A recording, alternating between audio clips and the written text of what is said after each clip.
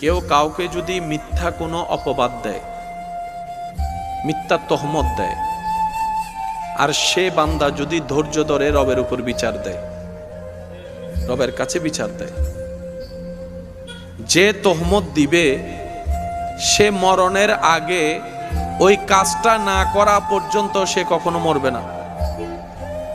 অর্থাৎ কেউ আপনাকে চোর বলল কিন্তু আপনি চুরি করেননি, অপমান করেছে আপনাকে, এই মিথ্যা তহমত যে দিয়েছে সে মরণের 1 সেকেন্ড আগে হলো চুরি করেই মরবে। সে যতক্ষণ চুরি করবে না ততক্ষণ তার মৃত্যু হবে। আবার অন্যদিকে আপনাকে যে তহমত দিয়ে বেইজ্জতি করেছে, এটার বিনিময়ে আল্লাহ তাআলা দুনিয়াতেও আপনাকে ইজ্জত দিবেন, আখিরাতেও ইজ্জত দিবেন।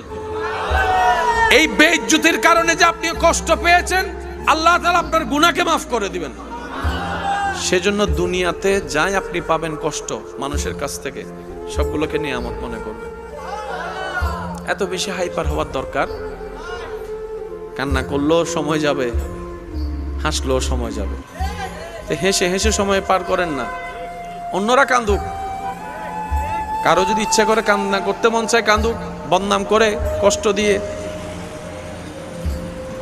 নবী রাহমাতুল লিল আলামিনের উম্মত অন্যায়ভাবে কারো চোখের পানির কারণ হতে পারবেও। কেউ কাউকে যদি মিথ্যা কোনো অপবাদ দেয়, মিথ্যা তহমত দেয়, আর সে বান্দা যদি ধৈর্য ধরে রবের উপর বিচার দেয়, রবের কাছে বিচার দেয়, যে তহমত দিবে সে মরণের আগে ওই কাজটা না করা পর্যন্ত সে কখনো মরবে না। অর্থাৎ কেউ আপনাকে চোর বলল কিন্তু আপনি চুরি করেননি, অপমান করেছে আপনাকে, এই মিথ্যা তহমত যে দিয়েছে সে মরণের 1 সেকেন্ড আগে হলো চুরি করেই মরবে। সে যতক্ষণ চুরি করবে না ততক্ষণ তার মৃত্যু হবে। আবার অন্যদিকে আপনাকে যে তহমত দিয়ে বেইজ্জতি করেছে, এটার বিনিময়ে আল্লাহ তাআলা দুনিয়াতেও আপনাকে ইজ্জত দিবেন, আখিরাতেও ইজ্জত দিবেন। এই বেইজ্জতির কারণে যে আপনি কষ্ট পেয়েছেন, আল্লাহ তাআলা আপনার গুনাহকে মাফ করে দিবেন। সেজন্য দুনিয়াতে যাই আপনি পাবেন কষ্ট মানুষের কাছ থেকে, সবগুলোকে নিয়ামত মনে করবেন। এত বেশি হাইপার হওয়ার দরকার? কান্না করলেও সময় যাবে, হাসলেও সময় যাবে।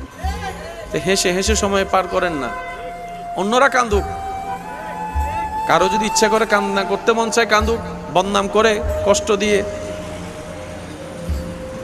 নবী রাহমাতুল লিল আলামিনের উম্মত অন্যায়ভাবে